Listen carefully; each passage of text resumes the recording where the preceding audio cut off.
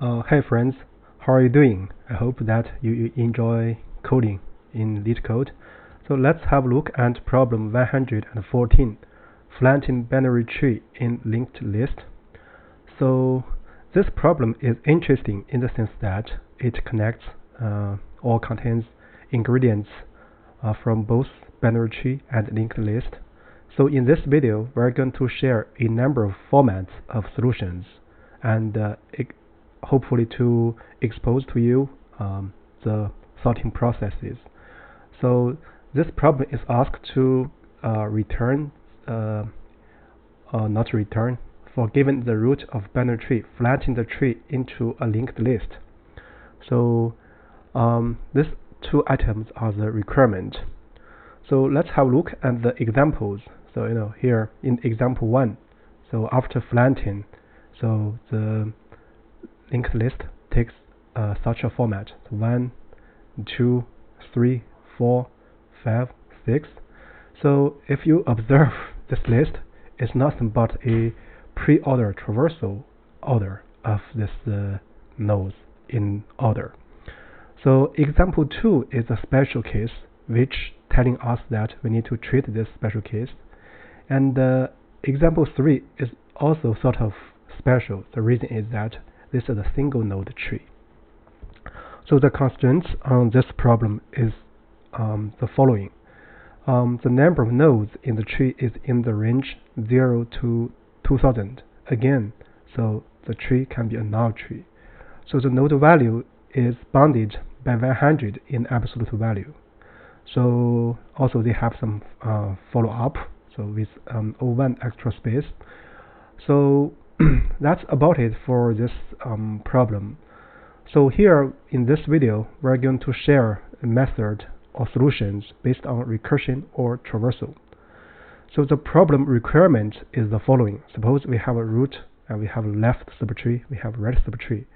So we do flattening operations and do the connection. So root to the flattened list of the left subtree, and then to the flattened right subtree. So this is the task we're going to do. And notice that the root right is set to be the head of flattened left subtree, and the tail of flattened left subtree is set to be the head of the flattened right subtree. So in between, I guess one typical mistake is that we forgot to break links. So here we need to not forget to break links if necessary. So in this video, we're going to share 4 formats of solutions, so listed below. So two are recursion solutions. One is an iterative solution. Another one, the fourth one, is sort of a combination of these two ideas. So so here the logical order is like this. We first come up with solution 1 to understand the logic or build a feeling. In solution format 2, so basically we make connections with pre-order traversal. And the third one and the fourth one basically is a refine of the previous 2 solution formats. So before we look at the code, I would suggest that there are some challenges where you can try. So try to explore Morris traversal. I guess in some sense for this problem, Morris traversal is overcomplified the problem. So also there are some other traversals. So you can check in my channel for tree traversal algorithms and problems, or you can look at this Wikipedia page. So there are many traversal algorithms listed. So actually you can encourage to implement some or all of them. So with that said, let's look at the solutions. So let's first basically we will write four versions of solutions. So we will mark them as V1, V2, and V4, so on. So first let's do the V1. So in this one, so we are going to use return, and we want to verbosely translate the requirement of the problem. So for this, we are just following these examples. So let me write the code, and in between we do line by line explanations.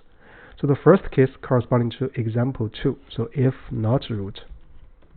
So I'm going to return root in this case. And then in other case, for example, example 3. So if not root left and not root right, then we're going to return root also. So this is also a single element linked list. So next, what we want to do is that we do the flatten operations for root left or the left subtree and root right or the right subtree. So let's call it left and right. So it's a self flatten root left, self flatten root right. Next, what we want to do is that we want to make connections with the left subtree list and the right subtree list. So before we do that, I will first break the links. So root left is null, root right is null. So this is very safe if we do this. And then we're going to connect the left tail to the right head. So let's do this. So if left, then what we're going to do is that we're going to set root right to left. So this left is the left flattened left subtree head, right? And then we're going to set the current. This is a temporary variable to the current left. And then we're going to traverse the list to the end, right? Then we are going to, then after we locate that end, we're going to connect that end to the right subtree head. So while current right, so then we're going to move next step, current right, and then after we exit this loop, current right will be null. So this current state will be the tail of the flattened left subtree. Then we're going to connect current with the right flattened right subtree head. So that's it. So otherwise, if the left is empty, then we just need to connect root right to right. So that's it. Then in this case, we're going to return this root. So this is one very robust way of doing the problem. So, but it helps us to build intuition and come up with other formats of solutions and refinements. So let's do a special case check for this format. Yeah, it passes a special case. Now let's do the generic case. Yeah, it passes the generic case. So now with this version finished, so let's do version 2. Let me copy this one and call this one v1. So next, what we are going to do is that we are going to use a traversal algorithm. So basically, it's a pre-order traversal for tree. So here I'm going to use a stack container to aid this purpose. In this version, we're not going to return things. So for this, also I would like to emphasize one point in the process.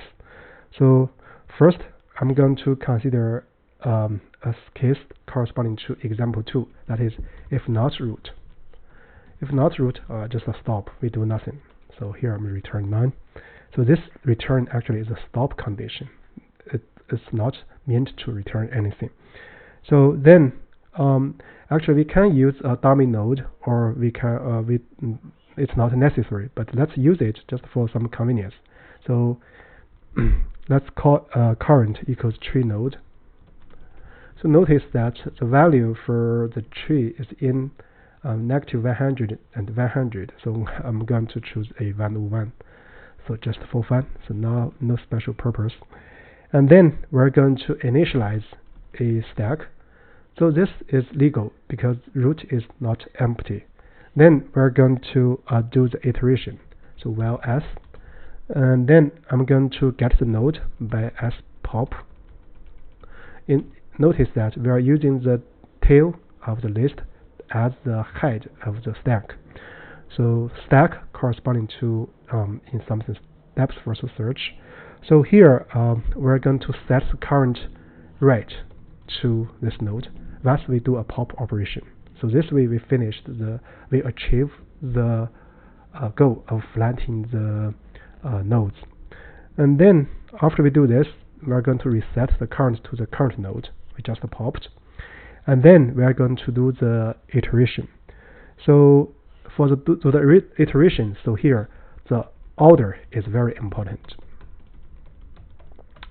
So for pre-order traversal of a binary tree, so if we use an iterative fashion with the aid of stack, we need to first look at the right child. So I'm going to do if node right. If this is the case, we're going to put this node right to the stack. And then we're going to check the left child. So if this is the case, we're going to put it in the stack also. So this way, actually, if we ignore this two line here, this is nothing but the standard pre-order traversal for a binary tree. So, but here we need to make sure that we break the links so that there will be no circles. So what we're going to do is that for current node, we finished checking its left and right childs or children or the subtrees. What we're going to do is that we set left equals none and node right equals none. So this is actually very important. So alright, I guess that's about it. So after we finish this loop, we finish the flatten. So if you do not like this current dummy node, so you can see put a if condition. So first set the current to be none. So if it's not none, you are going to do the redirection. So here let's keep it as it is because we just need to want to fix the idea. So also we do not need to return anything here because though here we used a return, this is nothing but a stop condition. So with that said, let's do a special case check. So yeah, it passes a special case. Now let's do a generic case check. Yeah, it passes the generic cases. So this actually is in some sense also similar as the first one, but in different present format. So with that said, let's look at version 3.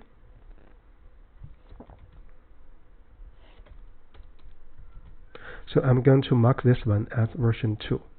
So for version 3, I'm going to use return, and also I want to use a recursion format. So here, what I want to do is that I would like to return the tail of the flattened subtrees, and then we can do the connection easily. So if you think of the first one, we did a iteration step here. So let's do this here. For this, I'm going to write a traversal function. So I'm going to call it CDFS. So let's call it root. What we want to do is that if not root, I'm going to return none. So this DFS will return the flattened tree list tail, the last element in the linked list. So if not root, we're going to return null. And then we are going to look at the left tail and the right tail. So left tail and the right tail. That's going to be DFS root left, and dfs root right. So now this is standard, and then what we want to do is that we want to do connections. So if left tail, so we want to do something. So otherwise, actually, if the left tail is null, so we can actually just return the right tail and then left tail, and then the root. So notice that this is all operation. So if this is true, so we do not need to consider the logic for the below or follow up statements or conditions. So this is very convenient. So if left tail, first we're going to connect the left tail with the set right to the root right. So because notice that the interpretation is the flattened left subtree tail. So we need to connect to the right flattened tree head, right? And then what we are going to do is that we set root right to be the root left. Root left is nothing but the head of the left flattened tree, right? And then we need to not forget to break the cycle. So we're going to set this to be null. So this is another solution. So if we compare this solution with version v1, notice that, so if I get the left flattened tree and the right flattened tree, so in order to get the left tail, we need to use this iteration step.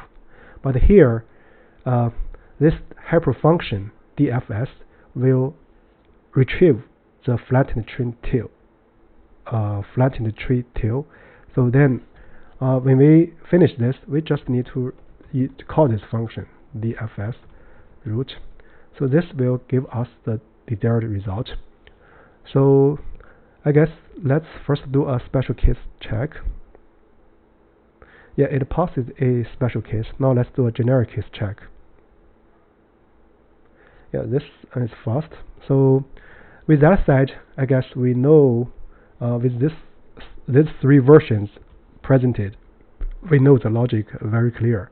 So next, let's provide another version which we do it without return and in place. So let me copy this function signature and put it here. So what we want to do is actually just follow the idea of v3, or if in a valid sense, you can see follow the requirement of the problem, or version 1 and version 2. So what we want to do is that we're going to check first for the root. If not root, we do nothing, right? Because we also do not need to return anything. So this case, so if the tree is not null, so we are going to do something. Then we are going to check if root left. So if root is left is null, then we just need to do a self call, right? Self flatten. So root right. So if root left is not null, so we need to connect the flattened left subtree head by as a right child of the root, and then connect the flattened left subtree tail to the flattened right subtree head, right? So this is what we want to do actually. So for this purpose, let's first get the right subtree. So let subtree. So I'm going to first use this temporary variable to retrieve this right subtree and put it aside. And then what we are going to do is we are going to set root right to root left. So this way we connected the flattened left subtree head with the root. So the flattened left subtree head will be the right child of the root. And then we're going to break the link. So we're going to set root left to be null. So this is actually important, right? So then what we want to do is that we want to do all the things, similar thing for the left subtree. So currently, let's introduce a current variable. Let's see current the equals root right. So now you notice that after we reset root right to be the root left subtree, then so this current actually corresponding to the original left subtree, right? And then what we are going to do is actually a while loop, while current right. So similar as the first version, right? We are going to retrieve to the very right, and then if we exit this loop, so the current right will be null. Then we are going to set the current right to be the right subtree we have retrieved and put aside at the very beginning. So that is right subtree. So this way we finish the step. So that's it for this version of solution. So let's overview the logic. First, if the root is null, we do nothing. If the root is not null, we consider if the root left is empty or not. If root left is empty, so this is actually a simpler case. So we just do a self call. And then if the root left is not empty, then first, because we need to connect a root to the left flattened subtree head and connect the left flattened subtree tail to the right subtree. Then we first retrieve the right subtree and put it aside, right? So this right subtree temporary variable plays this role. And then we're going to connect the root left to be the right child of the root. And then we're going to break the link, and then we are going to examine the current right tree of the root, so corresponding to the original left subtree of the root, and then we traverse along the right child until the end. So that's until we achieve the bottom. Then we are going to set that right child or right node to be having a right child of the previously right subtree. So I guess that's the logic. So this is the version 4. Let's do a special case check. Yeah, it passes a special case. Now let's do a generic case check. Yeah, it passes the generic case. So I guess that's about it for this 4 versions of solutions. So actually, these are good practices. And personally, I feel that writing solutions to a specific problem by different formats help us understand the logic well, and also help us to understand the finer details specific to each line or each tiny details of the presentation. So with that said, I guess that's about it for this video. So you're welcome to explore the challenges or explore other videos in my channel. So with that said, thank you so much.